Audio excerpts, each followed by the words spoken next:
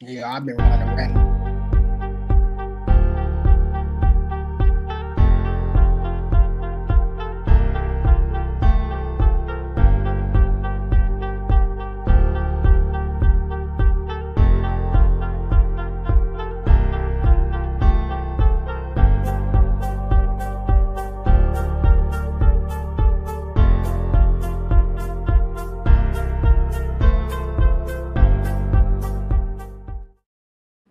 What is up, everybody? You're live with TJ the Prodigy and Omari. This is something we've been talking about doing for a while, just the open kind of podcast that we're just going to talk about a little bit of everything. We tried to do this on, I forget if it was Monday or Tuesday when we did our last show, when we just pretty much was this is it with WWE, just because it's just so taxing to keep up with it now, and it's just not superly interesting no more. So we just want to move on to other. I have other interests, y'all, outside of wrestling. I like music, I like politics, I like, well-written TV shows or TV dramas. I like comedy, a lot of different type of stuff. I don't just have to live my life. I don't have to only be the wrestling guy. Like, I don't understand why people think people can't have more than one talent. Speaking of somebody that have more than one talent, news came out yesterday. I believe Jamie Foxx had a stroke. So, God be with his family, man. Hope he's doing all right. And this sparked a very controversial conversation that I have my thoughts about. I don't know how much I want to go into detail about today because I didn't want to start this off really with much conspiracy or negativity, but I guess we can kind of talk about it since it's topical. Omari, man, what's causing all this? Omari's here with us, man. What's up? He's becoming kind of a regular on my podcast. I just kind of threw the ManSplainin tag up today, just because I didn't. This was impromptu and I haven't had time to make a thumbnail. So I actually just got off work a couple hours ago, so I took a quick nap and was chilling for a minute. But what's up, Omari? Sure, nothing much. Just chilling. Yeah, man. First thing on the kind of the well, I guess we could just start with this in general. About the just not get too much to it. We're gonna get the video taken down. I don't want to get too conspiracy. But what's your general just like on the surface? Do you trust vaccinations? What's your opinion about that? I'm not even gonna lie. When this pandemic stuff first started, I was like, yeah, I'll wait for more information to come out. And I'll say my real opinions because I've talked about it several times. And I want to go too much detail because I kind of want this to be somewhat light.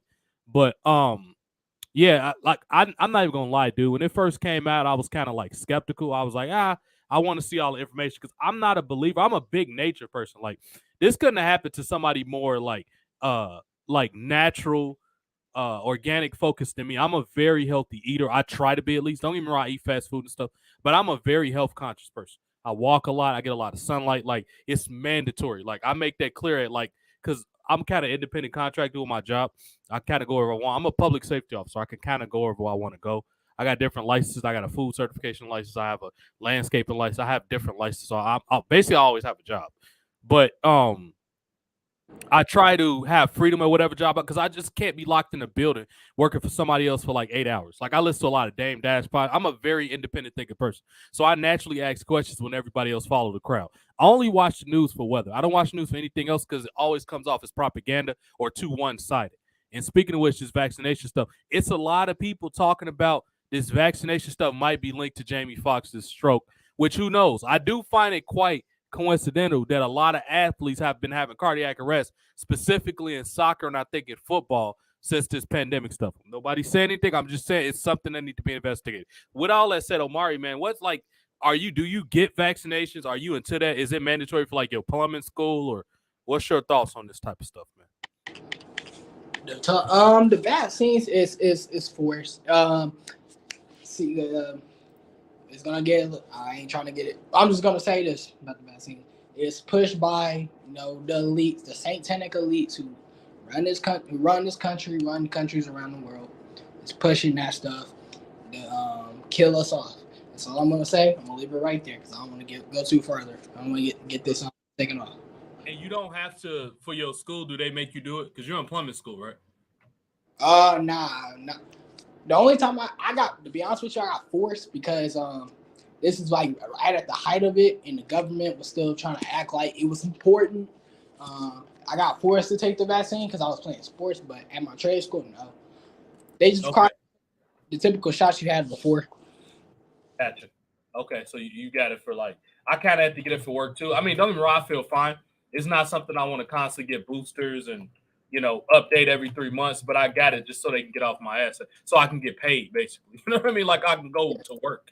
That was the Yeah. whole purpose. And don't get me wrong, I was very, very like, bro, if something happened to me, I know it was this vaccine. I know it wasn't me. Like I said, I'm really health conscious. I was a wrestler. I was in martial arts. Like I've always been kind of like, and it's just I'm an independent thinker, so I always ask questions on like any culture that overly promotes fast food. I'm suspicious of anyway. You know what I mean? It's just part. That's just me. I'm an independent thinker. Me being African and African American, and me being an athlete, I've always kind of been health conscious. You know, so Jamie Foxx is a hilarious dude. Hey, Marissa, I think sometimes Jamie Foxx, since we're on the topic of Jamie Foxx, like I said, he's he might be one of the most talented overall entertainers. Because to me, I always thought Will Smith was pretty talented. He's a good rapper. He can play basketball. He's a good producer, and he can act. Um, but Jamie Foxx to me is like an all-around performer. It's not too many things that Jamie Foxx can't do. You know what I mean? I be trying to think like, damn, what can he do? He's funny. He can sing.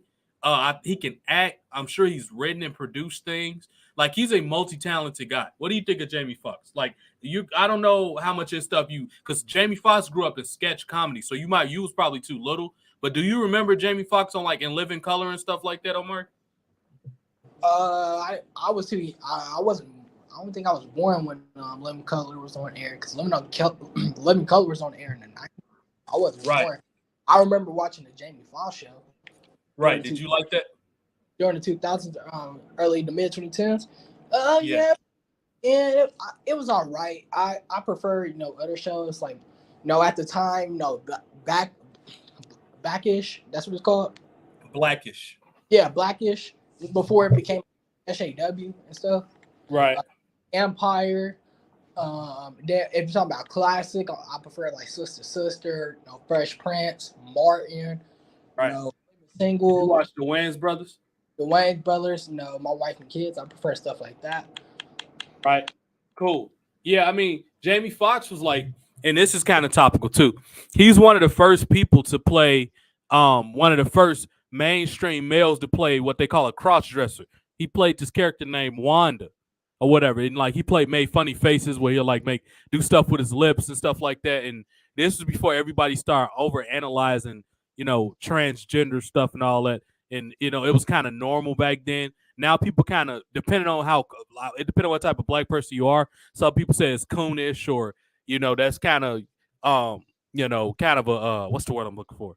Kind of a bad look for a black man to play a woman. It just depends on who you are. To me, it's all about context. Like if you make it clear you do anything for money, I don't respect people like that. Like for example, Kevin Hart. Like when Kevin Hart first came out, I thought Kevin Hart was kind of funny. Like, oh yeah, this dude's funny. I saw him in Paper Soldiers. He was on Soul Plane, which was a bad movie, but the parts he was in was funny. Kevin, the only times I really like Kevin Hart was the one that sent the Central Intelligence movie with The Rock. I like with that. The Rock, yeah.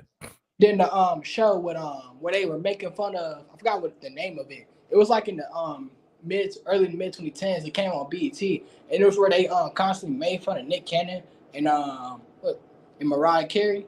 They used to clown them about it. I forgot what it was called. You talking about the Chappelle Show? No, it was in the 2010s, early to mid 2010s. I forgot the show. I'm gonna have to look it up. But like Kevin Hart was on there, and they used to always.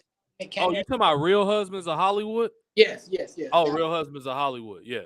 Okay. Cool. Yeah. I never watched it, but I know it had its funny moments. I know Shaq and Kevin Hart had some bits on there and stuff like that. But Kevin Hart to me is like one of those guys that seem like I said, this don't take away from his moments where he's kind of funny or he's brilliant. I don't think he's the funniest like a lot of people think he is, but he's pretty decent. And I feel like he's one of those people, or like Steve Harvey might be a better example. That might be those people that do anything for money. But Jamie Foxx don't really come off as one of those people. I think Jamie Foxx's his biggest negative or downfall is he has the tendency to be kind of smug a little bit. Like I won't say he takes himself too serious because I don't think it's that. He's just a tad bit smug. Like, you know what I mean? Like I guess kind of lean towards he takes himself a bit too serious sometimes. Like he'll be asked a question, he'll just do some smug stuff. But other than that, this dude is extremely talented, man. And I think Jamie Foxx is barely 50 years old. Let me double check his age because he's always in like great shape. I think for a long time it was speculated that he was going to be in the Mike Tyson biopic, but they ended up going with this younger guy, and they turned it into a TV show instead of a movie. Jamie Foxx is 55, believe it or not. Holy crap! I would have never thought this dude was 55. He'll actually be 56 this year. I would have never thought Jamie Foxx was 56. But yeah, one of my favorite recent movies Jamie Foxx was in was Robin Hood. He was actually quite good in Robin Hood. It was a good movie. But prior to that, he was great in Ray. He was good in he's been in a lot of stuff. He was good at Annie. He was good. Oh yeah, I think he played what's that? He was good at Annie. I didn't see Annie. Is that new? Nah, it's about like 8 years old, 8, 10. Annie. Oh, I see it on here on his Wikipedia. I didn't see it though. That like he was like a comedy or something. American musical. Oh, it was a musical. Okay. Interesting. Oh yeah, he was in Jarhead. He's in Jarhead. He was in Dreamgirls. I forgot he was really good in Dreamgirls. I forgot he was in Spider-Man. He was really good in Spider-Man. And Baby Driver was a good movie. He's had a lot of good stuff he's been in. He's been in more good things than he's been in bad. I'll say that. But yeah, speedy recovery to him. Right now it's uncertain. They just know it was stroke related. So, dude, take care of your health, man. I don't know if it's sometimes strokes can be stress related too. So you have to take care of your health. You have to know when to take breaks from certain situations. And it's always been kind of this stigma since we talked about this over Hollywood that kind of makes people a little crazy after a while. Like, and excuse me, I would imagine it's a lot worse now because a lot of people have kind of like identity issues and stuff like that. So I would imagine it would be much, much worse. But a lot of people's had a lot of different opinions about like, does Hollywood drive people crazy from the fame, or is there some type of rituals and going on? It's like, I'm not gonna lie, for a very long time, I didn't believe any of that stuff. I didn't believe that it was no satanic stuff. But this was considering I was much younger. I was probably in like my teenage, early 20s. I started becoming what most people call awakened or woke when I was like about 10 years ago. I've been that way for about 10 years, I would say. Like in my early 20s, 21, 22. That's when I really kind of started waking up to a lot of things. But now I'm starting to believe that Hollywood makes people weird because I look at, for example, something I grew up on that we talk about, pro wrestling. How weird just Batista got in The Rock. Like, they come off as like so robotic. They don't seem like normal people. I was watching The Rock on a YouTube clip, and he was talking about his daughter joining WWE, and he came off as like so phony. It's almost like he's almost like somebody got a spell on him. Like when he's on camera, he's under a spell. And then like when he's on WWE TV, he turns into regular Rock. It's really weird. But he was talking to the lady like, oh my God, yeah, like, you know, he just comes off as very like, I don't know. It's hard to explain. He just seems like he's like a robot or something. And then You think they got Cena? Go ahead. Think they got Cena too? Cena, I haven't noticed nothing real bad about John Cena other than the fact that he kind of like bit into the LGBT stuff. Like, other than that, Cena seems like Cena no matter what he does. Like, he's always kind of, it's always to me seems like it's been a bit of like a slight corporatism to Cena, like a bit of he'll say whatever he need to get by type thing. That was always kind of John Cena's rep to me, even back in like 2006 when he went on the Howard Stern show and said he sold WWE the legal rights to his actual name. I don't know if you knew that, but WWE owns his actual name. Yeah, I know that. That is crazy to me. But he seemed completely normal when he was talking on Stern about it. And Stern was like, they own your actual name? He's like, yeah, I don't see nothing wrong with it. I'm John Cena. You know what I mean? That's kind of the attitude he had. And yeah, he always seemed like a WWE apologist. I mean, granted, Cena of all people make the most sense being that way, considering how much money he made them and how much money he makes like doing the bare minimum at times for WWE, which he completely earned. He worked his way up from OVW, driving a ring truck and all that type of stuff, you know, different characters dealing with getting stuff thrown at him and all that. He's definitely earned it. So it's not like he didn't earn it. Fans. Exactly. I mean, man, dude, ECW, and I meant to post this on Twitter. When he went to face Van Dam in June of 2006, excuse me, at the second ever ECW One Night Stand WWE produced paper, one of their best ever produced pay-per-views. Dude, that was a hostile crowd for Cena to walk into. And honestly, they made the right decision putting RVD over, because Cena probably would have got like, he probably wouldn't have made it out of that building. Let's just say that. Those fans were like rabid. Like, they're a small, I would say it was probably about 3,000 to 5,000 people in that building. But still, that is like a vocal, rabid fan base. I don't think Cena would have made it out that building. Yeah, man, that fans like that has ruined wrestling, man. They have ruined the enjoyment. Well, they weren't so bad back then. Like, they were just like loyal, like, but these people now, yeah. Well, yeah, but a lot of the fans now takes like inspiration from the old ECW crowd. That's why I usually say on Twitter that a lot that the OG ECW fans kind of they kind of are at fault for what we see today. You know, they're trying to riot at shows, get yourself over.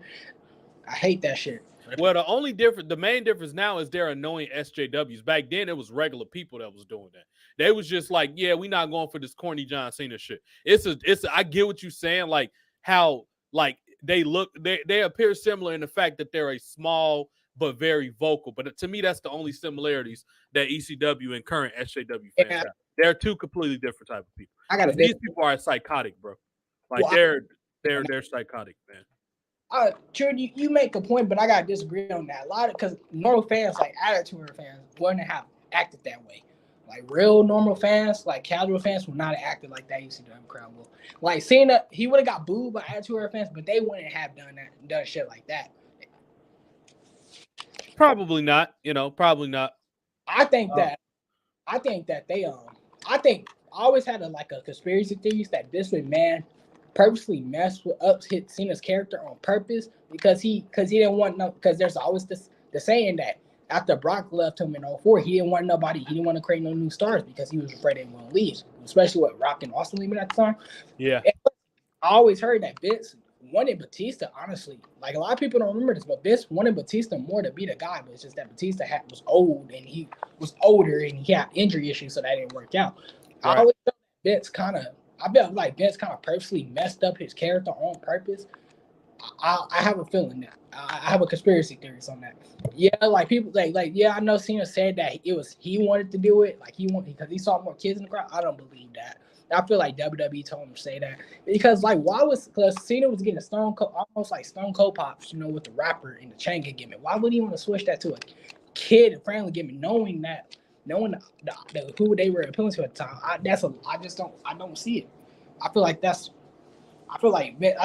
there's more to the story. I feel like Vince tried to do that on purpose, but he failed. So, because the kids got onto it. So, like, I have a conspiracy theory. So you can debate me on that if you want. I think WWE, like, they will mold whoever they want to, and they will move mountains for whoever they want to. I think a large part of it was just Batista just didn't buy into a lot of the stuff that WWE said. Like, I mean, he obviously eventually significantly changed his tune when he went to Hollywood, because I don't want to say sold out, but like he definitely became a different person. Like Batista, he looks like he's transitioning into a woman. Like when you see him, like he got like a random ass blue hoop earring in his nose. Like he just looks very feminine. He's frail. He's not as muscular. He looks very like Hollywood just made him kind of feminine. Don't get me wrong. He's cool as hell as Drax the Destroyer and all that type of stuff. But like Batista to me, like, or just going back to the general WWE thing, to me, it's just like if you play ball, WWE will make you whatever they want. They will force something even if you don't deserve it. For example, I'm trying to think of somebody that was one of the more undeserving type people that made a lot of money in WWE. And I'm trying to refrain from a lot of the current people. I'm trying to think of somebody that will start like Sheamus. Sheamus is a good example of this. Sheamus isn't that good, but he kind of got like that look that Triple H and Vince, like Vince don't think he's a star, but he's like, oh, wow, look at him. At least he has muscles. So they just constantly force him on TV. I think a lot of it was just Batista just didn't play ball the way they wanted him to. I think that's what a lot of it came down to. I think Cena was always going to be the guy just because he doesn't cause much ruckus. Like he's a team player. He never complained. He did what he was told, hurt, injured. It didn't matter. Like he's a squeaky clean image. You know what I mean? He's willing to, hire whatever he wants to hire for WWE and be as loyal. And because Cena is not as PR friendly as people WWE try to make him out to be. This man publicly cheated on like 2 of his girlfriends. Well, wife and a girlfriend. His wife that he was cheating on with Mickie James at the time, and then he got Mickie James basically fired. You know what I mean? So he not as squeaky clean. So that whole, you know what I mean, hustle, loyalty, respect, that stuff is fake, bro. It's not. That's not really. That character is designed for somebody like Rey Mysterio. Honestly, Rey Mysterio is a good family man, been married to the same wife. He's good to his kids. I'm trying to think of a heavyweight. A lot of them kind of dead. I heard Tito Santana was like that. Big family man. Hacksaw Jim Duggan, people like that. Piper, that's like Piper. Piper was kind of like, I mean, once he married his wife, Piper never looked back. And he married his wife kind of early. I think Piper was in like his late 20s, early 30s. He was with his wife for a long time before he died. But yeah, Cena doesn't quite fit that. They want him to think that. But I mean, that's just, I'm sure it's a lot of Hollywood people with skeletons in their closet, just like Cena. But to answer your question, I honestly think that, yeah, if you play ball, they'll make you whoever they want you to be. Yeah, true. I don't think it has much to do with, yeah, well, it was supposed to be this or that. Nah, I think it just comes down to how you play ball with WWE. True, but I think but I kind of have that conspiracy theory that he purposely ruined the character because like honestly, like a lot of because I feel like Cena got a lot of undeserved hate because it was WWE's booking and their stupid booking of him that got him hated, and it was, in my opinion, it was more towards the company, and I don't think he kind of deserved that. Now some of it he did deserve, like the politicking and stuff, but. Not only the politicking, also even though I agree with the first part you said about the booking. Yeah, booking ruins a lot of people in WWE, but a lot of it also is the fact that he never really tried to improve in the ring like that. He just always kept. Well, he improved, but it was way too late. You just didn't care about him no more by the time he improved. Like when you wait all the way to 2015 to add more moves, people are not gonna care about you no more. I gotta like this man was at the top of the company almost 10 years, and he just not like it's just not. You can't. It was too late. It was way too late. That Cena actually was in ring good. Cena was good in like 07. The problem was that they did the whole Super Hogan stuff where they had they limited him. That was the problem. Because in 2015 Cena it's kind of overrated because that's when he just started doing indie moves and the marks online jerking off, they like the sunset flips and all that. That's essentially what he did. 07 Cena, in my opinion, was the best in ring he ever was. I mean, dude was selling look, he had one of the greatest matches in Raw history with Shawn Michaels, and that's how I understand it. I would say it depends on who he was working with. He had good matches with Shawn Michaels and Edge. I can't really think off the top of my head too many other people that he had good matches with. Got a decent match out of the Great Khali. Then that was about the time.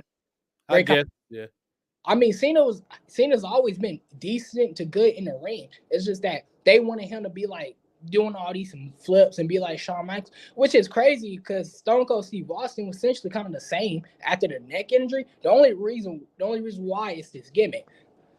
I think Austin was a little more coordinated than John Cena was. I think he was a little more because Austin, keep in mind, before he broke his neck, Austin was a good chain wrestler.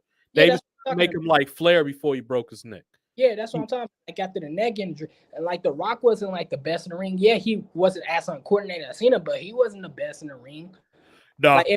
And plus, casuals don't care about the in ring. Like they tune in, they don't care about how as long as it looks good, they don't care. I think that's when marks really start to come back. Like in the Ruthless Aggression era, as much as I love that era, I think that's when the marks really start to come back. They pretty much. Yeah. They realized that hey, the boom period's over. We can take this shit back and don't let no casual fans ever have it again. There are hints why we start to see them boo people like top guys. That's when that shit started to happen. They realized that and they never looked back in wrestling business. Got nicher and nicher. Now, when you say top guys, are you talking about FTR now? What you mean? Oh, I'm just saying like top guys that like they were starting to boo like Triple H, guys like that. Yeah, he like his reign of terror didn't help, but like notice how like guys like that was getting hated and booed on, but then like guys like CM Punk was starting to come in. That's when I was that's when the Mars took over. Like as much as I love the Ruthless Aggression era, that's when the Mars started to come back. Because in 2005, when Cena and Batista became the guys, the ratings, in business was starting to pick up. They could have honestly, they played their cards right, had another boom period, but again.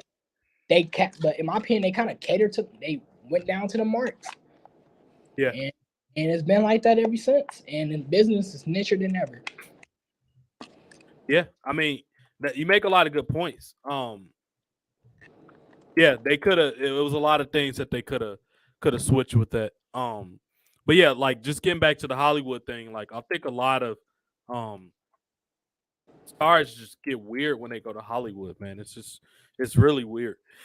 And I think that's a large part of why a lot of these movies are so bad, because people like when you don't have like like when you start to follow agendas, like your creativity starts to go away. Like, cause like you're not being a true artist because you're looking at things like, I wonder who this is gonna offend, or I can't do this because somebody might get upset. And it takes away your true art. And that's in any form of entertainment. That's writing music, writing, movies, uh like creating something, clothes or whatever. Like you're putting a scope on your creativity when you start preoccupying yourself with agendas. And I think a lot of these movies are bad for that exact reason, because they'll say, oh, let me hire a woman just because she's a woman for this quota versus let me hire a woman. Because I have a problem with women being, because it's a lot of good female women that wrote stuff that you didn't even know, because it wasn't popular at the time to give women credit for directing and stuff. A lot of the male people just took credit for it, where it could have been a complete woman that wrote it or structured it. It's just at the time it wasn't as much. It wasn't a whole lot of support for women in that way. Now it's like turned on a 11 today, but it's ridiculous. Like they don't have talent.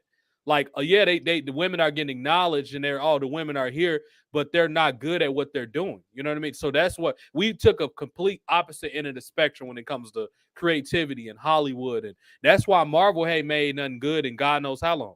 I can even tell you the last thing Marvel made that I actually enjoyed, probably Endgame. That was the last thing that they made that I probably enjoyed. And or unless they made Spider-Man No Way Home, that was a bit. But look how scattered. That was like 2 or 3 years after Endgame came out. You know what I mean? So it was just like, come on.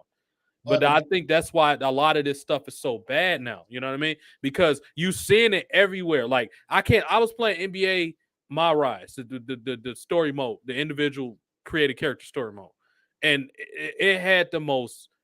Like, don't get me wrong. Like the graphics and stuff are stunning, as most 2K games are, or sports franchise. A lot of games are really good with graphics, but the story is so hokey and corny, and you could tell like some type of focus group wrote that damn story.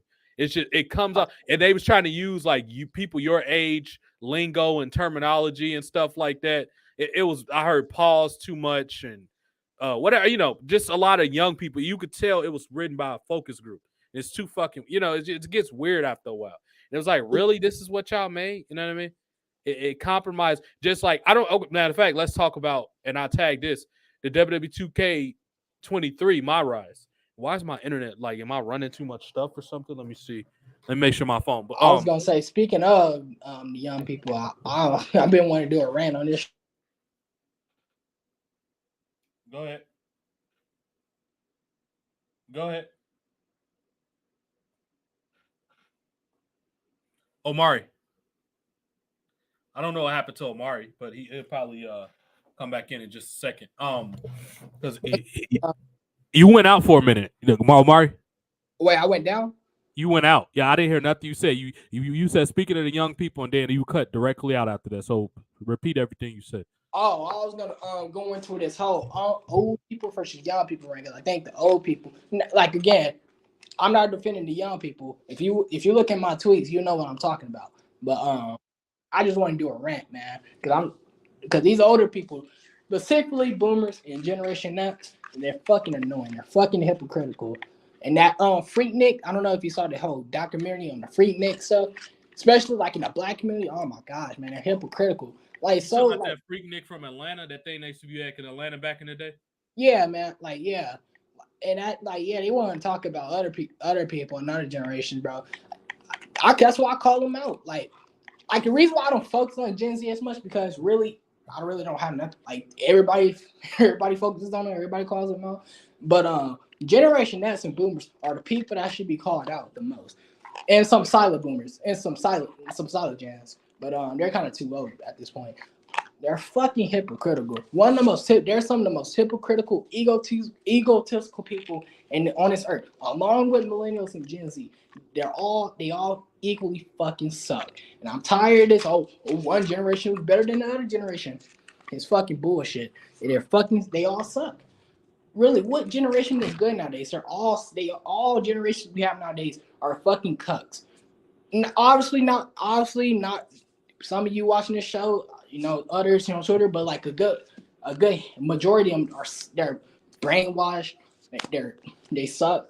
Like they really do.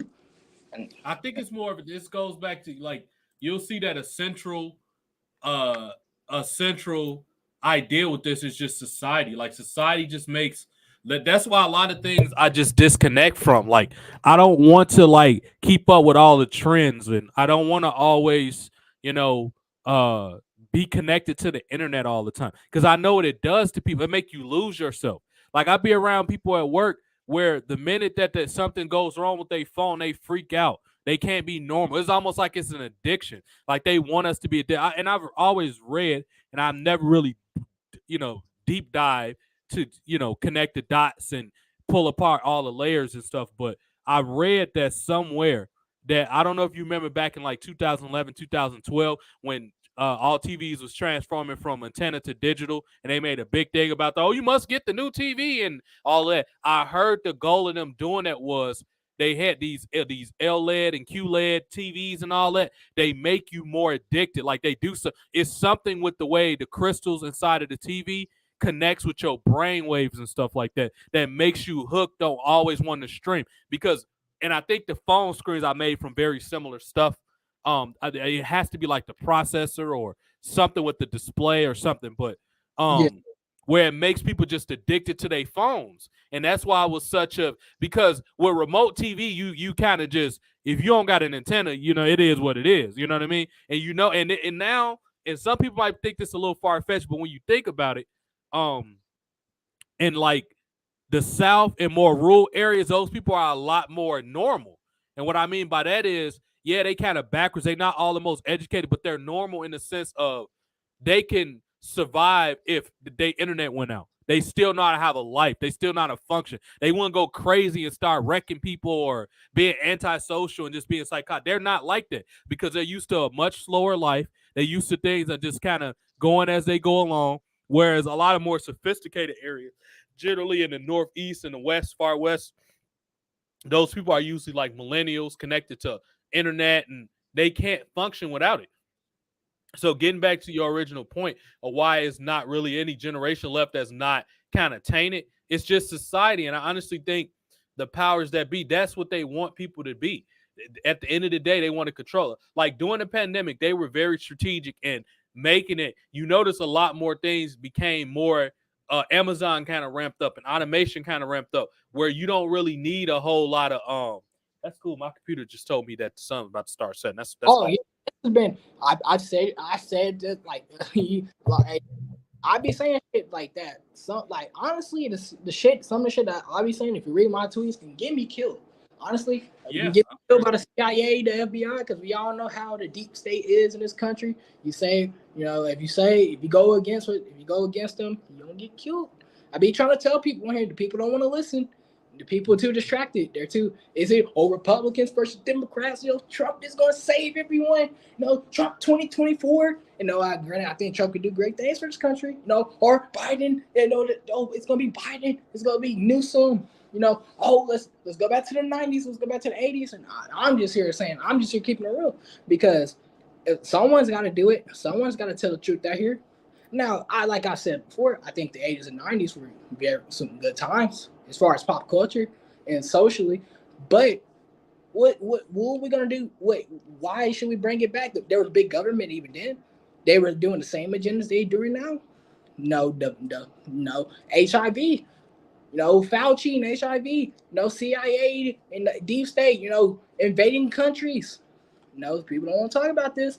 When the nostalgia guys come off heavy. When guys like me actually gotta tell it. Look how many. Like, let's just be honest.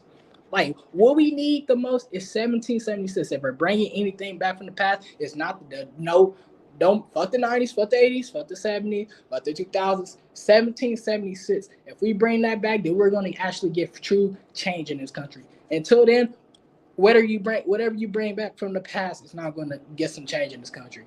It's not I going to think be. it comes down. Nah, I don't know, man. Like it'll take a excuse me. It'll take a significant effort from all groups of people that's not white. Like because even back then, that was basically white people versus white people. 1776 was the British versus the United States for the control of the United States. That's Yeah. in cotton and stuff like that. That's what essentially came down to. It'd take a considerable effort from other groups of people to let go preconceived stuff about color and, this, I'm from that place, you from that place, because this is why we're controlled, because they know that people always are tribal. They're very faction thought. That's why sports are so big in the United States, because people are tribal by name. Racism is man-made.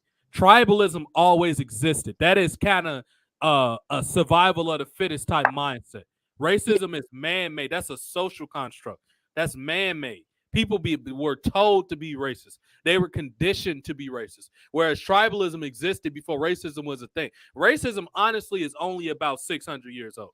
Racism became a thing, which is literally based off of race in the 1500s, when all those Europeans, mainly the Spanish, the British, the Dutch, the French, and the Germans, it was 9 groups, but those are the big, like 4 or 5 that were trying to race over here because Europe was getting overcrowded. Europe is not very big. If you look at Europe on the map, it's technically barely its own continent. Europe is a western extension of China, not China, but Asia. It's a western extension. It's very small. Europe is like the size of like one country in Africa, if that. It might be the size of one country in Africa. It's not a big place.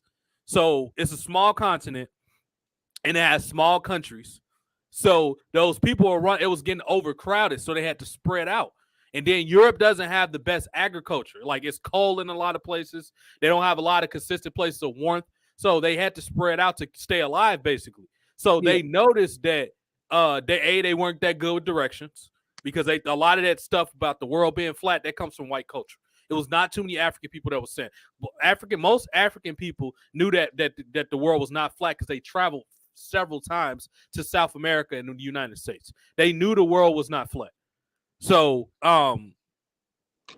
the problem was, they realized that, hey, these people, Africans or dark people, are very nice.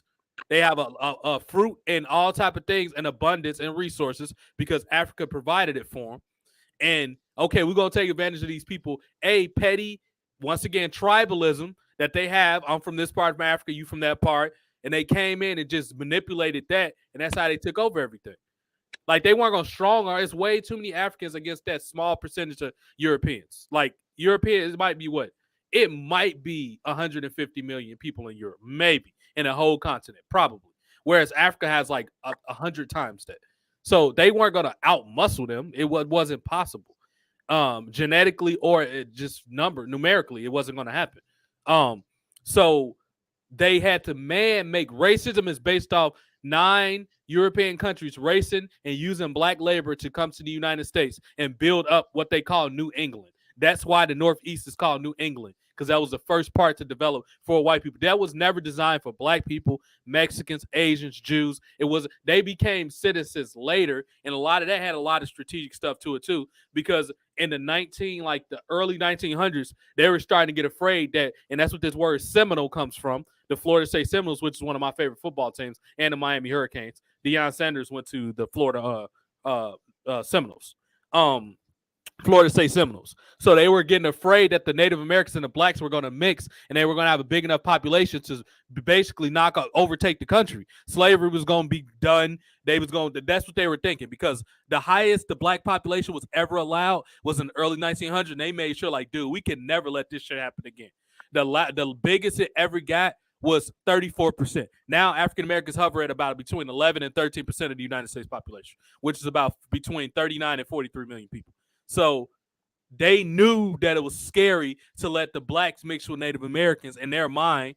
And when you do the history of the state of Florida, in Jacksonville, Florida, used to be called Fort Negro until Andrew Jackson sent guns and stuff down there to shoot the Native Americans and the Seminoles that was fighting against, and that's why it's called Jacksonville, Florida. But it's a lot of this historical stuff that people don't know about, but I read a lot, and history is one of my favorite things to study, in politics. I went to school for politics. But racism was created by the government to put people against each other. But factionism and tribalism always exists. People's always, oh, I'm Irish, you're Italian, I'm Nigerian, you're this or that, you're Native American. That's always existed. Racism was made by the United States government in the 1500s. That's what a lot of people don't want to wake up to the truth. I'm trying to tell people, There's stuff like Operation Mockingbird, where the CIA controls the media. Hey, there's a reason in the 1950s, 1960s is one of those decades when the big three media networks came out. When TV was getting big, after post World War II, everybody was returning home and buying TVs. There's a reason why the CIA came up with the term conspiracy theories because they came up with that because they said that call anyone that who got too close to the truth a conspiracy theory, so you can demean them and you can get people like crazy. Now, I mean, anybody that don't believe that just not intelligent. Like, you don't even have to be a conspiracy theorist to believe that. That's just common sense. Like, you're a threat when you know too much information. Why do you think places like North Korea and China stops the people for? Now, granted, it's a practical reason for it. I feel like the reason that Chinese people, specifically Asians, are as organized as they are because a certain level of dictatorships keep them focused. Whereas Americans, we got freedom is good. Don't get me wrong. I love freedom. I love that I could do things or say certain things on Twitter. It would appeal to not Twitter, but out of my mouth because Twitter is controlled.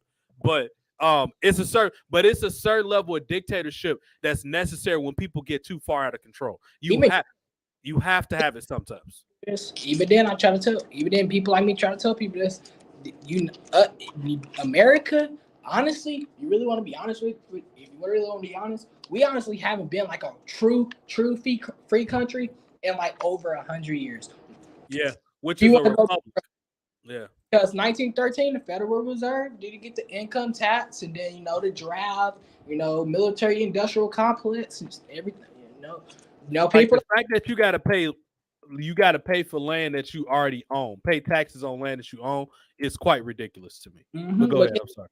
Like at the draft, Vietnam in the 60s, Vietnam drafting young people against their will. That's totally unconstitutional. The founding fathers will not like that. Didn't see it go.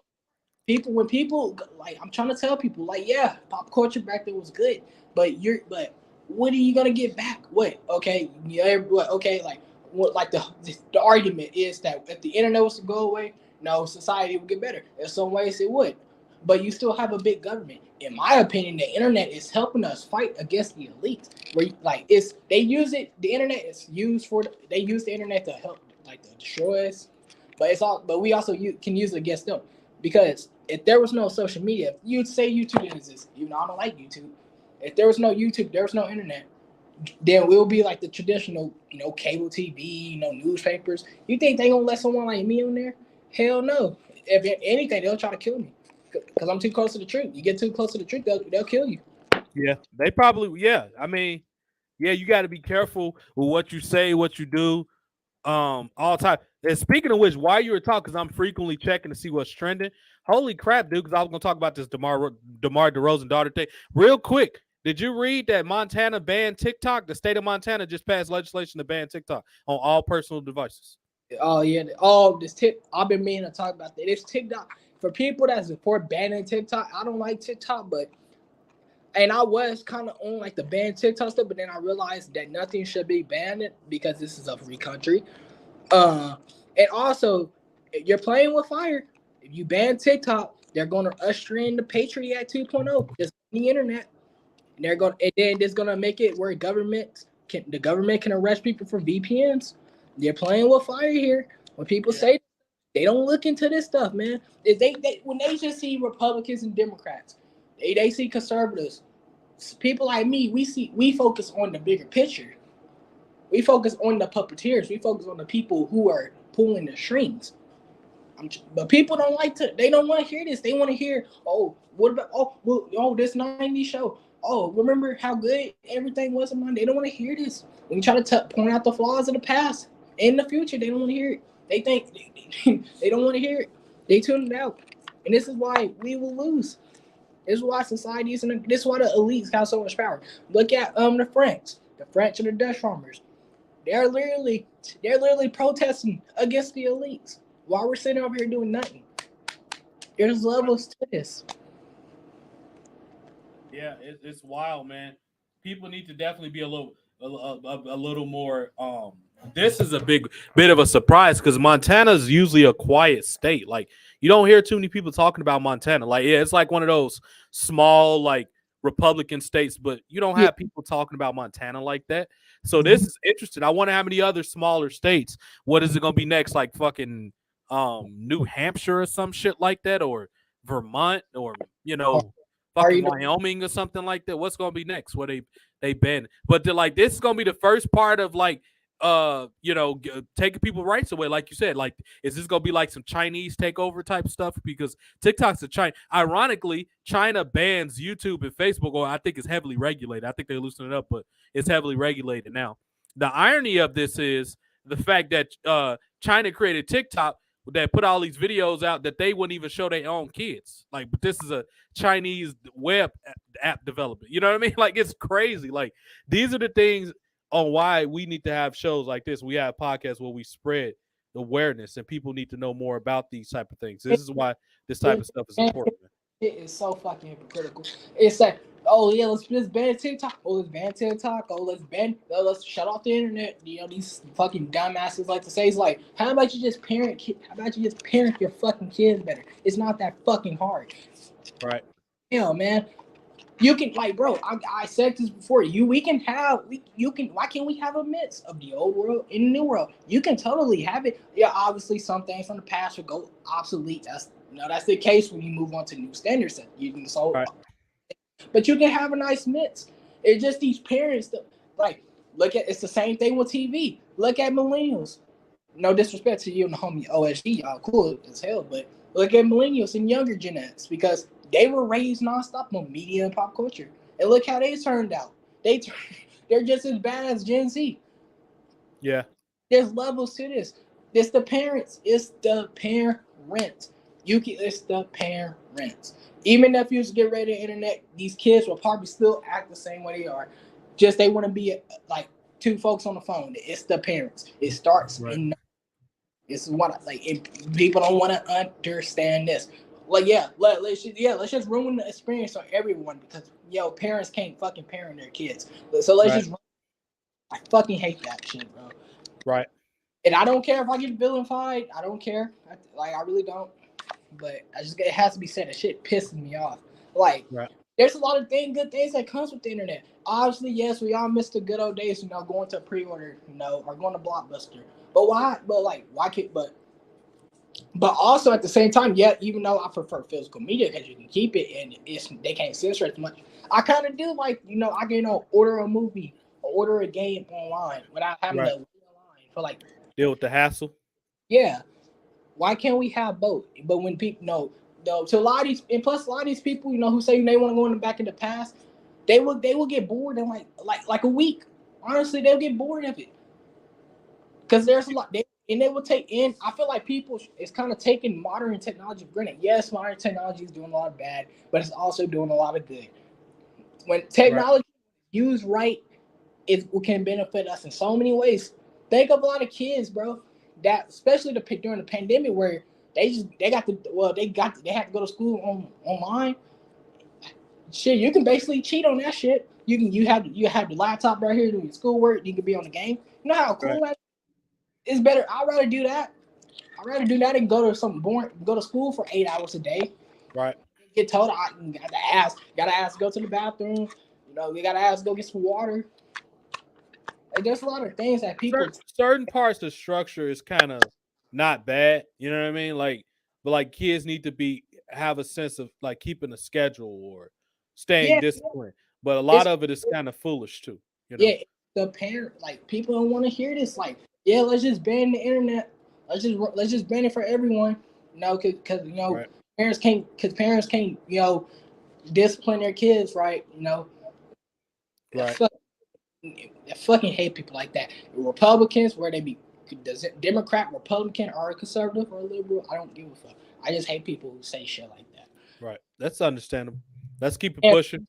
And speaking of this Republican, I don't know if you've been seeing. I don't know if you see my tweets, but it's been this stupid bitch on Twitter. She's a Republican, who she's been calling for the draft to come back, and I'm like, what?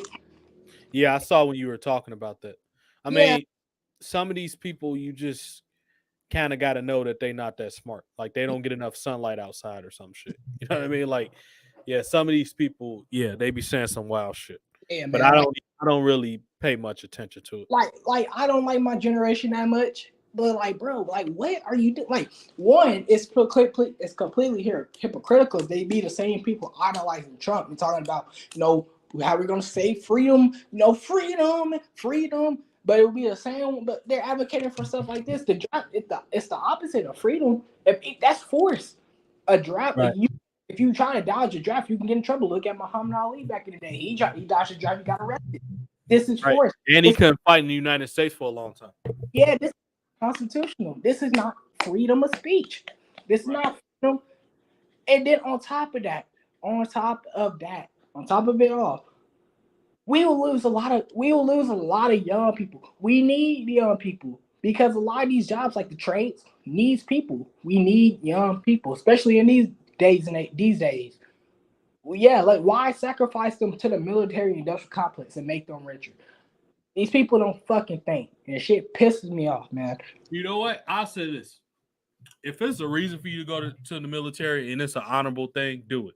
But if it's just for with these people out here saying all this nutty, crazy stuff, man, like go get over yourself. Go to an addict. Go get on a rocket and go out of space. Do anything but get offline. And I think that's the thing also with Twitter. Like everybody, I feel like you should have a psychological test before you're able to get a Twitter. Because some of the people that are allowed to get a Twitter aren't even fit to take care of themselves, let alone be on it. Because it's a such thing as called social media etiquette. Like I know sometimes I flip out and get upset at things that bother me online, but it's all within, or it's organized for me to like. It's still, it's productive. Like I have a brand that I'm kind of heelish. People already view me as a heel, or it's almost like a radio person on CNN that you like a Bill O'Reilly or something that you don't agree with. But I feel like it's people that don't have no purpose. They don't have no type of platform. They just get on Twitter to say stupid stuff just because they can, just because they got fingers and they have an account. They just say dumb stuff. You know what I mean? On top of that, like, what was I gonna say? Oh yeah. Like even down like the military. Why would hey, what I'm about to say is probably gonna rub some people the wrong way.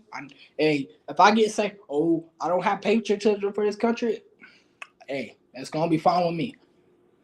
What's the point of honestly fighting for America? And honestly, in these days and ages. Also, to be honest with you, I know like the whole argument how people are not patriotic about America no more. Honestly, why should they be? This about the controversial, but America for a longest time has done some of the most evilest shit. We have committed some of the most evilest shit in world history. No, you don't like people want to hear this, but I mean, look at how many people we have killed. Look at our own citizens we have sacrificed and killed. Right. This is like why? Like why should I be patriotic for that? Why should I defend them? Like I respect the old America that our founding fathers founded in 1776. I respect that America. This America, I don't respect it. No, I don't. Honestly, I respect the liberties and the freedoms that we should be having, but they have stopped on those. So I mean, we really don't have that anymore. We have a little bit of it, but they're trying to take that. They're trying to take that the rest of it away. Right. The crazier part is that they've convinced people to think it's freedom of choice, and they have an option to dislike war and not want to go to war when it's like, no, they slowly taking your freedom away. If this thing with this Montana TikTok ban isn't a sign that they're slowly trying to but surely take your rights away. And the thing that they do is they keep everybody distracted. It's always a new this, a new trend to get into, a new that. And you got to know, don't get me wrong. I love a lot of the stuff that comes with technology. I love that I can Google whatever I want. I love that I can zone out if I'm at work. If I just want to be in my own zone, or if I'm having a cigar, I got every app I can zone out with. However, I'm self-disciplined enough to know that if you're not careful, you'll be bombarded with a bunch of distraction and useless information. And I think that's something that a lot of people need to discipline themselves a lot more with, because it could do that to you if you're not paying attention. It's so much information to be bumped, or so many agendas, or it's a new cause every time I get on Twitter, it never fails. It's always cancel this person or hashtag. It's something stupid. So I have to limit. Okay, take this off. All right, I don't want to see that. take me out of that. Like, I have to do so much. I think a lot of it's gonna change now that somebody's more with an open and free mind, like Elon Musk is running Twitter now. The only thing I'm kind of on the fence with he's doing with this is the blue check mark. Everything else, I think he's a huge step in the right direction.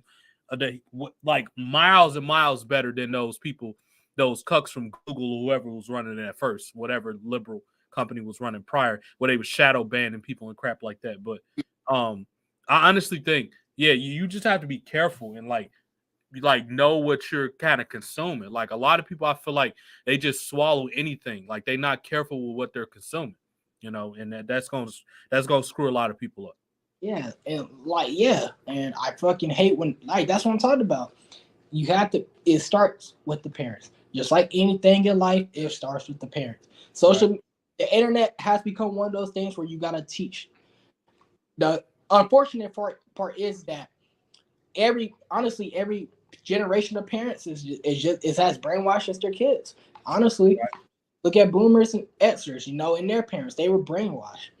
It's Right. and that's what and this is where we get to where we are now. I think a lot of people are just afraid of consequences, though.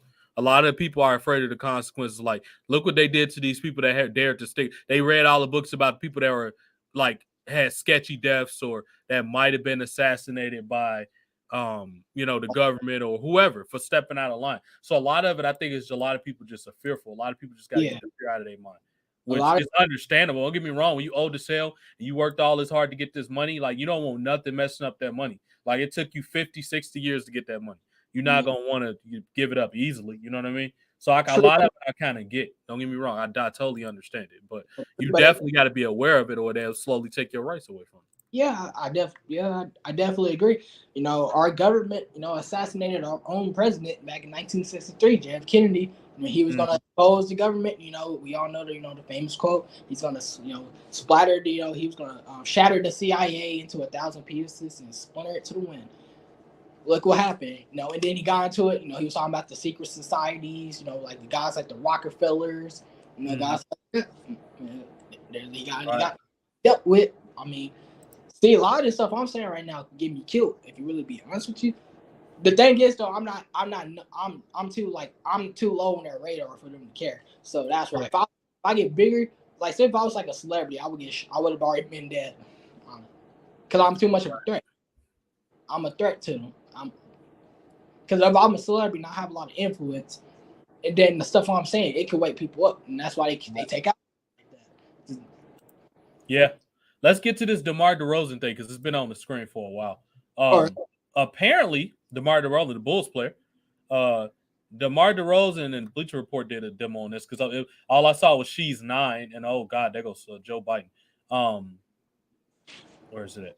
So apparently, DeMar DeRozan's 9-year-old daughter, DR, was escorted out of the Raptors arena by the Bulls security on Wednesday after the team was notified by the NBA that she received severe online threats, per Chris B. Haynes. You clowns, the Raptors blew a 19-point lead and were 18 to 36 from the free throw line. She's 9 years old. How about your team just choked like dogs? What the hell? Hold on, let me see what the hell this is about. Who the hell is Chris B. Haynes? Oh, this is some reporter or something. DeMar DeRozan on NBA and CC. As long as she was there with her father, I was worried. I wasn't worried about anything happening. It was just a precaution measure. I appreciate that. Were they threatening his daughter? What's going on with this? She was escorted out of the Scotia Bank Arena on Wednesday by the Bulls. Security in the lead to team bus with her father after the NBA notified team of severe online threats directed at a 9-year-old source. Damn, they threatened his daughter just because they lost? What is wrong with people, man?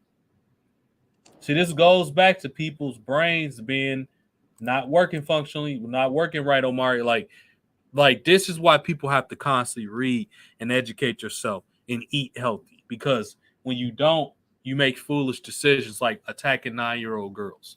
You know what I mean? Like some people just need to get out their house. Man, we were joking the other day about how all people consume all day is whatever their show is. Like they live in a bubble of social media and porn. Like, dude, you have to go out into nature or you'll be forever a vegetable and probably stupid. And this is the problem. Like I told a lot of people, you have to get out your house and do normal stuff. Go for a walk. Don't drive everywhere. Like I instantly sometimes get hot just because I'm like, dude, it is so many cars on the street and it's already like 80 degrees outside. Let me hurry up and get back in the house under my air conditioning because it is so goddamn hot. Like today in Chicago was like a high 83. It felt way hotter. And I'm looking like that's because it's all these goddamn cars running out here. You know what I mean? Speaking It's of, just like, go ahead. I was gonna say, speaking of that 9-year-old, I hope that her generation, I don't know what they call it. So I lose I track think of. they like Gen Y or some shit like that. I lose count of what they call all these generations. I think they call alpha or beta. Probably. That be I think that'd be fucked up that they call they call that 9-year-old generation Gen Beta. That'd be fucked up. But I A hope lot of them are definitely act like betas. A lot of the males are betas, so I wouldn't be surprised. well, they're still little kids though. A lot of them not. No, I mean I don't mean the little kids. I'm talking about people that fall under that age group, like 18 to 22.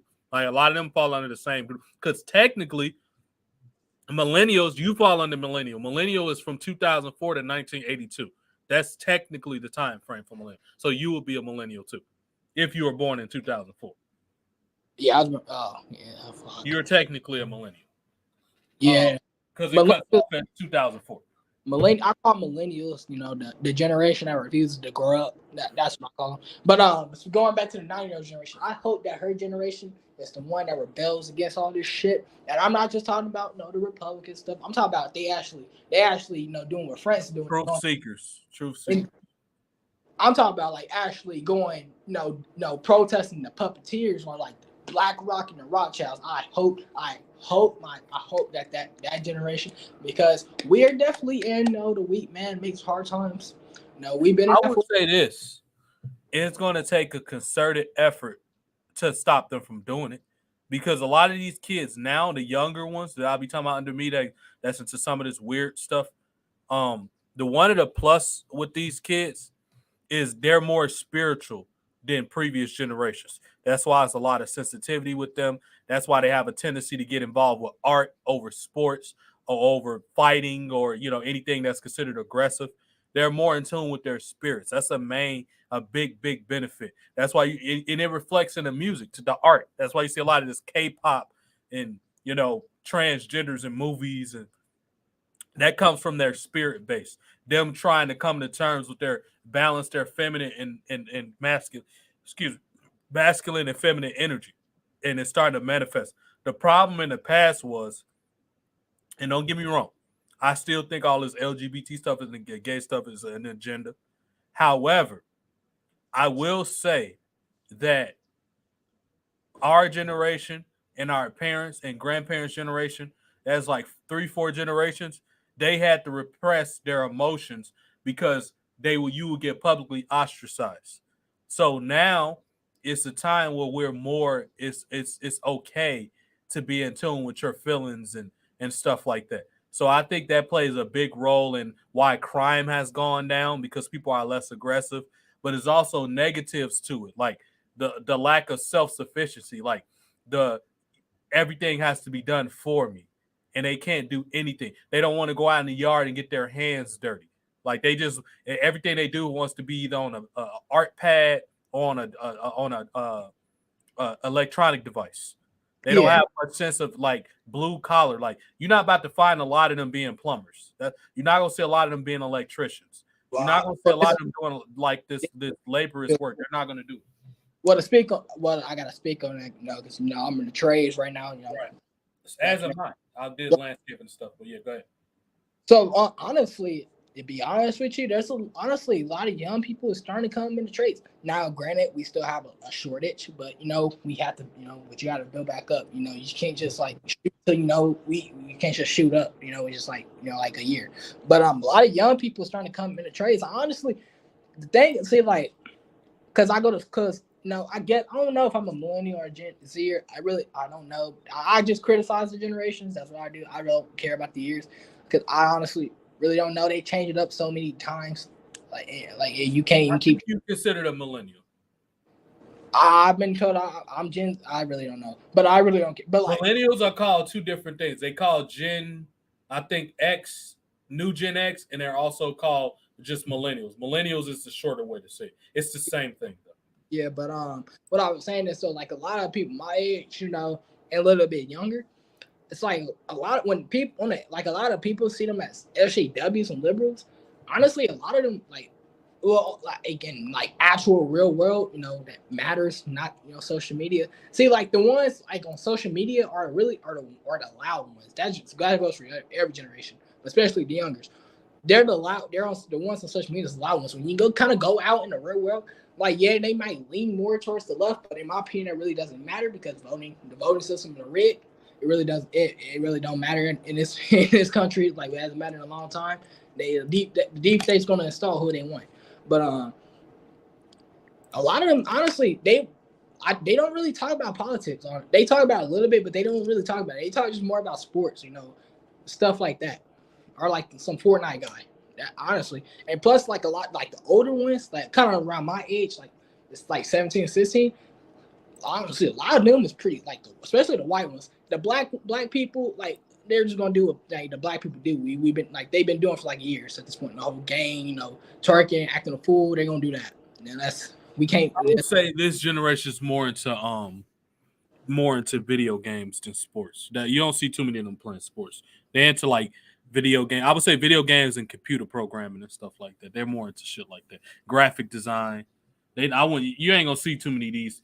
I would say 24 and under playing a lot of sports, unless they grew up in a household where that was pushed by they uncles or fathers, and family members. Some moms are kind of, I would say, like moms that grew up around dads that like sport, grew up around a lot of men. Probably if they're in a household like that, yeah. But other than that, no. If they got one of these modern, like a mom that's like maybe my age or a little older, I would say maybe between 31 and like 36, they're likely going to be into like computers and games. They're not going to be into sports. Well, I see a lot, honestly. Like I still see like kids like in soccer and stuff like that, football. But yeah, they probably grew up in a house where everybody played it. That's probably what it is. And to be fair though, I'm talking about where I live. This is another thing that I think we should really stop. Is like when we do this whole generalization stuff, it also depends on where you live, because where you live, yeah, it might be the same country, but the states you live in could be different. Like Oklahoma is different from New York. New York is different from California. So there could be totally like how those two grow up. Yeah, that's true, but it's a lot of generalizing with that too, because a lot of people think the South is not that liberal. It depends on where you at. Like it's a lot of parts of the South. Yeah. Texas is becoming more liberal. Yeah, depends on where you. Yeah, I would say Texas is probably the biggest example, and Georgia too. Georgia, two historically racist states, are becoming more liberal. It just depends. I would say it's more so the household you grow in. That's a better safe to go with. Yeah. If you grow up in a house where just men play sports, you likely gonna be influenced by sports. Even if you don't go far with it, they're gonna try to get you to try it. That's just the lifestyle. You know what I mean? And that's just like you go a male that grows up around a lot of women. He's likely going to be, if it's a traditional feminine female, he's likely going to have a lot of feminine traits, because I know when I was growing up, I was around a lot of women, and I kind of had to snap out of that type of stuff. I was like, what the hell am I doing? But that was because I grew up around a lot of females. Yeah, and so what I was saying is that like a lot of them, and some people was even agreeing with me, is that like a lot of them is kind of like the ones I be around, like a lot of them, especially where I live, kind of honestly got some muscle on them. They got some muscle on them. Well, yeah, the South, they tend to be more working class strong. That's just how it is. Or I would say in smaller places. Like Iowa's not in the South, but they got a lot of people that kind of got like a Southern way of life. Like they're slower, they're more family oriented. And yeah, so it just depends. If you grew up somewhere small like Oklahoma, Oklahoma's not a big place. So or not big as far as like a lot of culture and stuff like that. It honestly just depends on where you live. That's why I think, honestly, like, even though I get into this whole generational war stuff, I honestly think we should end it, because it depends, like, where you live. It depends on the household. I don't understand why we started doing this generalization shit, because not all kids grew up the same. Not all kids. It's easier. It's easier to label people that way. It's way easier. I'm tired of this whole label, society. Just because just because two people were born in like 1984 doesn't mean they're gonna grow up the same. Like you said, some might grow up with a mom and a dad in the house where they have. Some might grow up with just a dad where they develop like a lot of manly traits. Some might just grow up with women where they are feminine. It depends. And I think people, But you can't tell some of these people this. Right. Last but not least, we're gonna wrap this up soon. Because I want to get on the game eventually too. Let's talk about music. Coachella was trending a little bit. Have you ever gone to a big music festival? No, I haven't. Coachella's a big one now. I think they focus on rap, R&B, and EDM. That's a big one in Cali. I heard it's lit a lot of the times. I've always heard it was. Music, man, is strange now. Like it's poppy, and it ruins a lot of not ruins. It's just sometimes it don't fit certain sports genres. Like it's all over WWE. It's over like fighting games. It's over like football sometimes, basketball. And I understand the argument of we're trying to get more people involved. We're trying to have more inclusion. I understand that. However, it's something that's called doesn't fit. And I think a lot more thought need to go into that when somebody's creating something artistically. Like, yeah, we still gotta have an inclusion, but make sure it flows with whatever our intended platform is. And I think a lot of consideration is not really put there. But with that said, do you have any music that you're enjoying right now? What are you listening to? Or you just listen to like stuff that you like, classic stuff you always liked? I listen to some, current. Well, I say current day hip hop.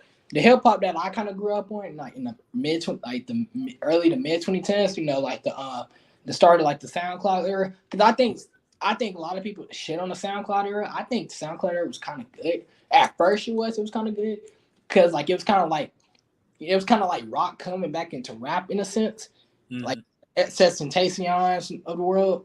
I actually kind of like that. The Little Peeps, Mac Millers, rest in peace. I actually kind of like that. The Take K was honestly one of my favorite rappers of all time because he was gritty, especially for that time. He just felt gritty. Too bad that he actually lived that lifestyle. Right. But Kendrick Lamar, I actually liked it. I think some people, a lot of older heads, hated it because it ain't Tupac, but I honestly kind of liked it better than some, the rap in the past. But I don't want to piss anybody off. I think I've already done enough on this show so far. No, it's just your opinion. Like I have a more a la carte liking of music. I like all kind of eras of music.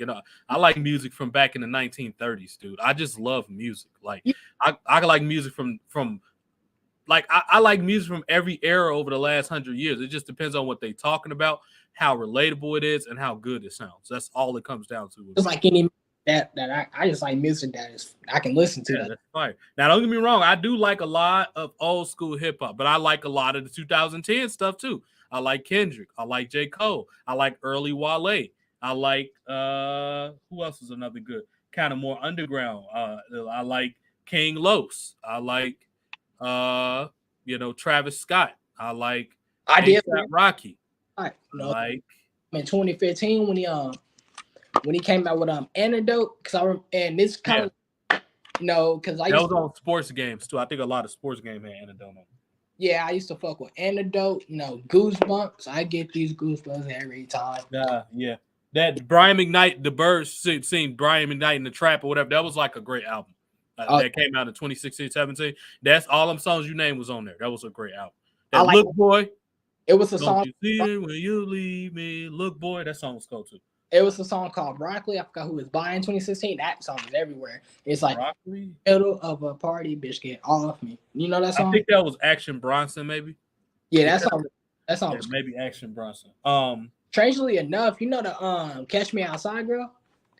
She actually had a song. She had a rap. Yeah, I remember that girl. Yeah, I know what you're talking about. Yeah. It was funny. And a lot of that stuff was kind of temporary though. That didn't really have no legs to it. Yeah, it was. Yeah. What's funny is that I actually remember watching that episode where she did that shit. Yeah, because I think I got suspended from school, and so the classic, like how 90s kids back in the day, like they'll stay home, they watch Harry Stringer. Yeah.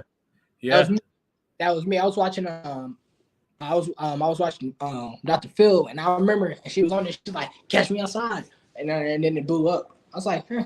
I watched it when it blew up. Yeah, she was able to get famous from like just a random pop culture meme that didn't mean a whole lot. She just got famous from it. You know what I mean? Like a lot of people got that little demo that they got some buzz, but I wouldn't call they not gonna be classic. I mean, good for them. They got their little money, but Yeah. yeah, you're not, and that goes back to culture just being a lot of people, artists, like a lot of these people that you think gang, and they're not like that.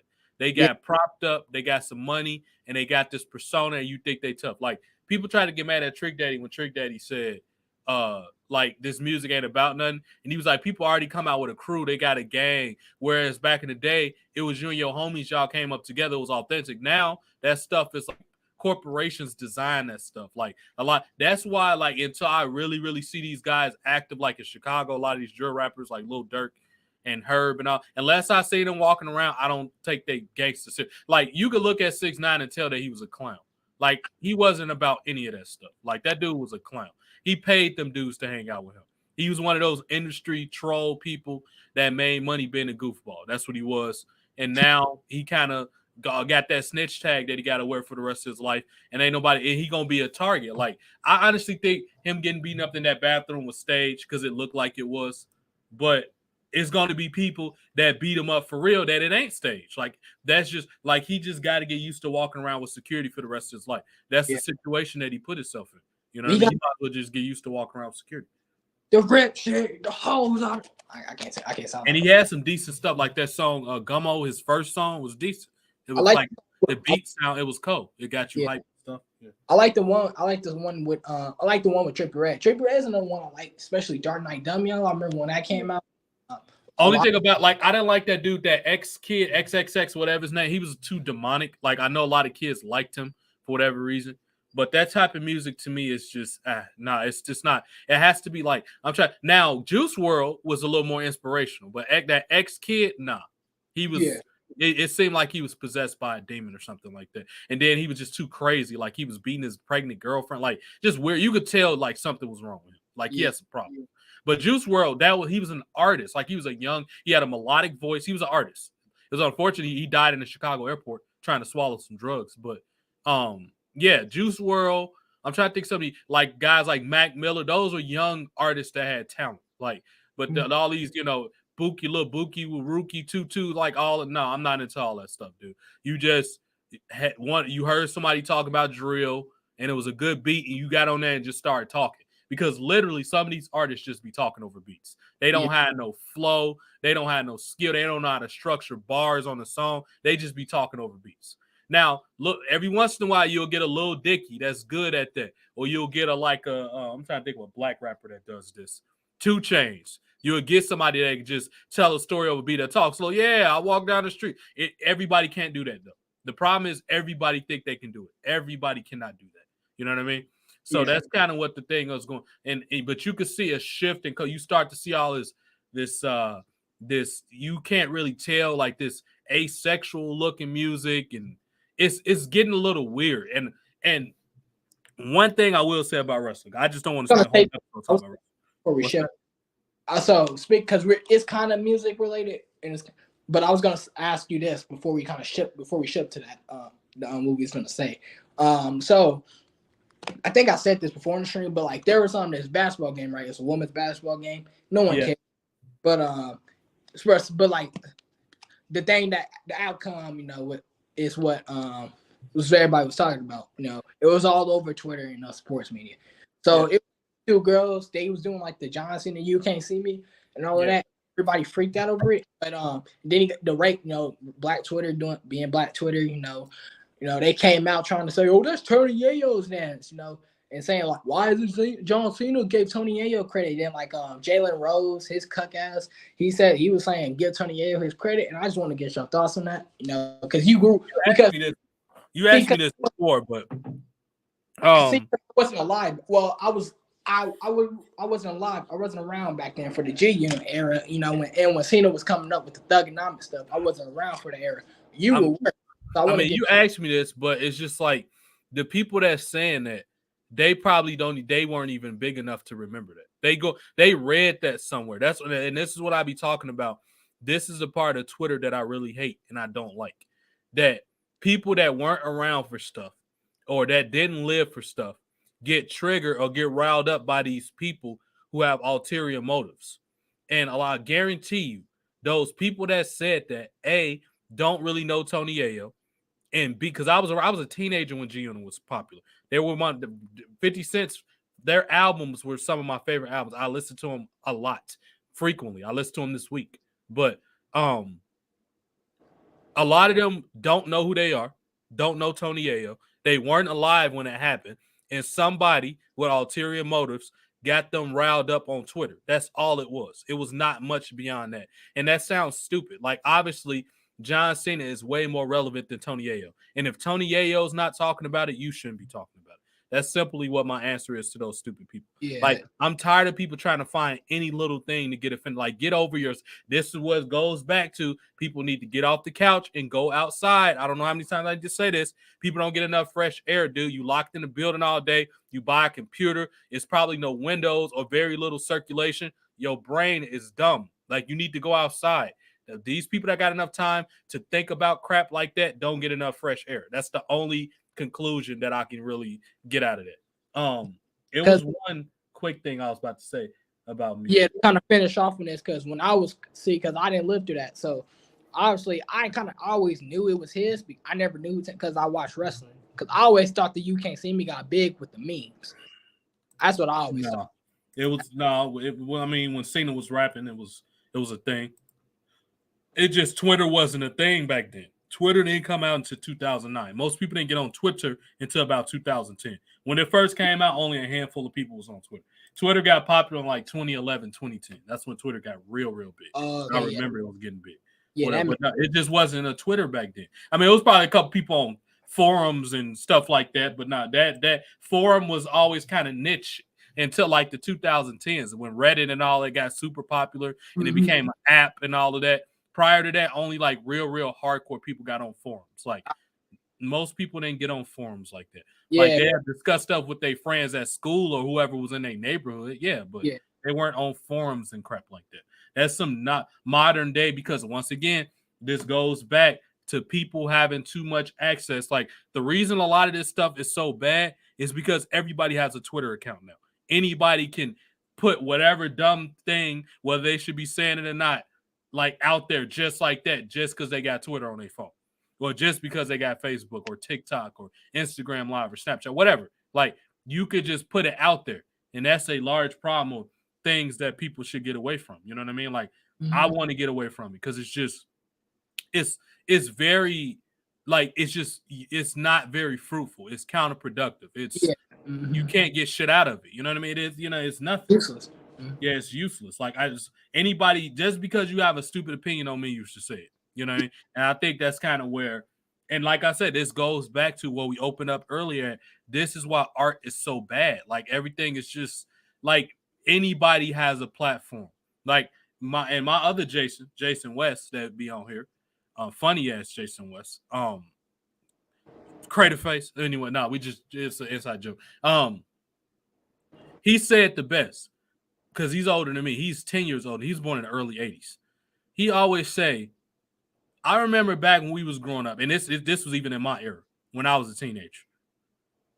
You actually had to have talent to play an instrument, to sing, to dance.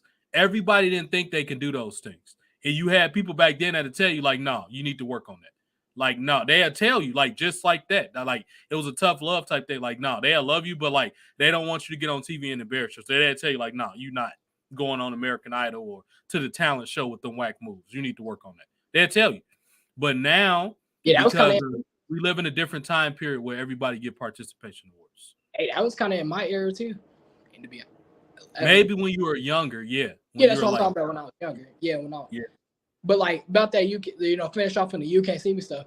I personally thought it became, like, super big. Like, I'm talking about, like, pop culture big, and, like, when the memes took off in the 2010s. That's when I thought, because I didn't know it was, like, really big outside of wrestling until you told me.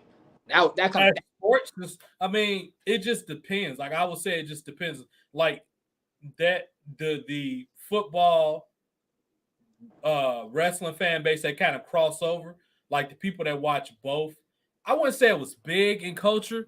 It was big in certain parts. It was probably big at like college football, yeah.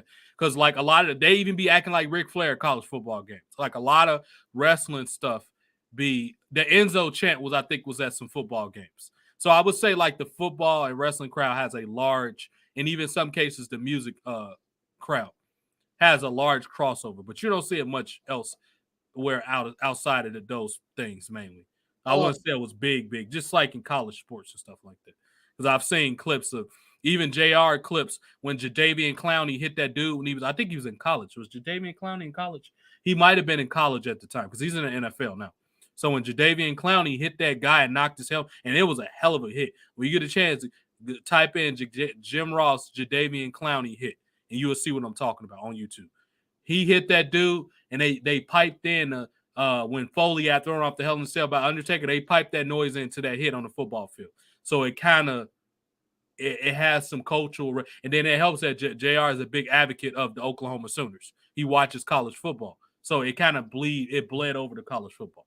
So that's the only similarities I can see with the You Can't See Me in. It's not that big. It's not like the Rock catchphrases. Like everybody does that. Like it's been movies that's put Rock shit in there. You know what I mean? Even before Rock was a big Hollywood star. It don't got crossover appeal like that on Hogan or nothing, but it was relatively big. You know what I mean? But I would say now it is. I would say now it is like with the memes. I think I say what the memes it is now. Maybe, and that's even slowing down a little bit because people don't do memes a whole lot because TikTok. Like you can do real life memes. Like you don't have to put memes on. Like memes is dying down compared to 10 years ago. You know what I mean? Yeah. But it's there, but like people don't really use memes though. Since emojis got on phones, like people don't use memes like that. Like that's kind of passe or whatever. But yeah, we're gonna go ahead and wrap it. Maybe we'll do another one. Something we find out something to talk about. I'm trying to think what's coming up this weekend. I know the Backlash gonna be in Puerto Rico, but WWE not likely gonna go out do it outside, so I'm not gonna bother watching it. If they do some shit outside, I remember 2005 Elimination Chamber. Oh no, it wasn't Elimination Chamber. They had the Elimination Chamber at the pay-per-view. It was New Year's Revolution 2015, and that was in San Juan, Puerto Rico. That was the last pay-per-view WWE had. Think about that. That was over 10 years ago. That was over. Wait, that's like almost 20. That was 20 years ago. Almost 20. That was like 18 years ago. That was in 2005. That was like 18 years ago. So that I remember Ivory and Jonathan Gresham, whatever the fuck that dude's name was. Yeah, Jonathan Gresham. Ty Gresham, not Jonathan Gresham. Ty Gresham, the corny ass Where's Waldo WWE interviewer and announcer. He was awful, but WWE used him. Him and Ivory was doing like a little pre-show thing or something. And I remember the breeze of the beautiful San Juan, Puerto Rico. I think it was by the beach. And I was like, this is such a good aesthetic. But knowing WWE now, they're boring as hell. They're probably just going to be inside some building somewhere, and it's probably not going to be a big deal. Like, they should do that at a baseball stadium in San Juan. That's what they should do Backlash at. But knowing them, they're uncreative, so they're not likely. If on the off chance they do that, I'm going to check out Backlash. Otherwise, I'm going to probably be playing my game. Not going to waste my time. But, yeah, that's coming up, and a couple games coming out in June. I know Street Fighter's coming out. When something else come out, I'll let you know. But I still got a lot to do on NBA. I got plenty to play. I still got plenty to do on MLB. I still got a lot to do with the Michael Jordan. I got hella Michael Jordan chapters left, and I still got my player to do on there. And then I still got stuff to do on 2K. So I got shit to do. I mean, it's not like ain't nothing going on, but yeah, wrestling is dog shit awful now. And I'm not you back your gaming streams on Twitch? Say that again? You gonna do your gaming gaming streams on Twitch? Within the next hour. I'm gonna take a break, eat quick, but I would say the next hour or so. I ain't about to get right away, but like an hour. Shit, cause I was wanting to get on like just one of your Twitch streams, just chill while when I play baseball, we can. I'm gonna play baseball on Sunday. Or let me see when the next MLB. I'm just assuming they have games on Sunday, but let me check real quick to see when they got games. Because I don't think baseball comes on. I don't think no sports come on Fridays.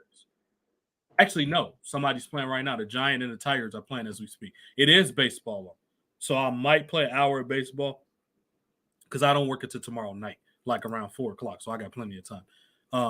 Because I got off work today at 2:30, but tomorrow I'll work tomorrow night. It's a couple games on now. I might, but Friday is a tough strain for sports games, with the exception of maybe basketball or maybe wrestling, because wrestling is currently on. So I might play wrestling because I haven't played wrestling in like 3 days. I might play wrestling. And then I'll probably play baseball later for like an hour. Because I only can play baseball for an hour just because I only can pitch and throw the ball so many times before I get bored with it. So I only do baseball streams like an hour, maybe an hour and a half at the most if I'm really trying to get a challenge done. But I only play baseball I'm not gonna do a 3 to 4 hour baseball stream. I just get bored doing it.